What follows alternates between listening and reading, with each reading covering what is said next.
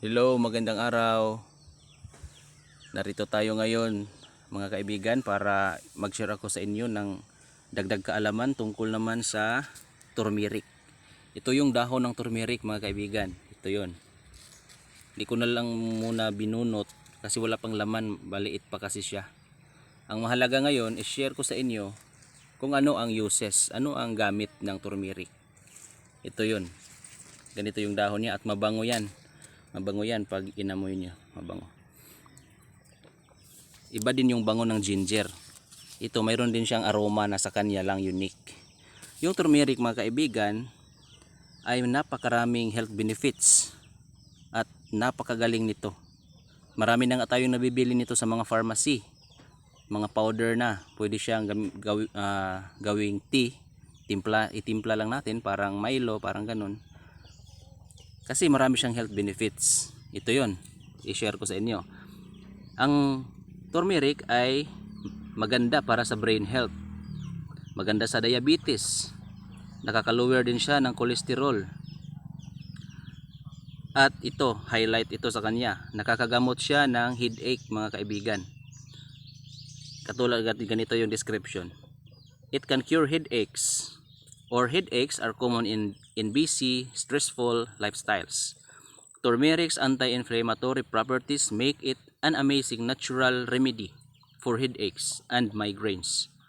It lowers the production of inflammatory chemicals in the body and relieves chronic headaches.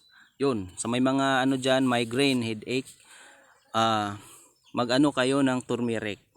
Try nyo. Itimpla nyo at inumin nyo. Kasi natural naman ito. Hindi naman ito composed of chemicals. Kasi ayon dito, maganda siyang panggamot sa migraine. Ito pa, it can fight against viral infections. Lalo na ngayon, marami ng virus. Kung ano-ano na lang. COVID, ano pa yan. Baka katagalan, magiging zombie na tayo nito. So yung turmeric, antiviral din siya mga kaibigan. At ito pa, isa sa common killer ng mga tao ngayon, hindi lang sa Pilipinas kundi sa buong mundo, itong heart disease. Gamot din siya sa heart disease mga kaibigan. Ito yon. Turmeric is one of the leading heart disease is one of the leading causes of death worldwide. Turmeric improves endothelial function, which is critical for heart health. It also helps reduce inflammatory and oxidation. Two major contributors to heart disease. Mayroon din siyang anti-cancer because of curcumin, which has the ability to inhibit the growth of cancer cells and prevent tumor spread. It is effective against various cancers including breast cancer, colon cancer, and prostate cancer. Turmeric helps protect cells from DNA damage by reducing inflammation from DNA damage caused by free radicals.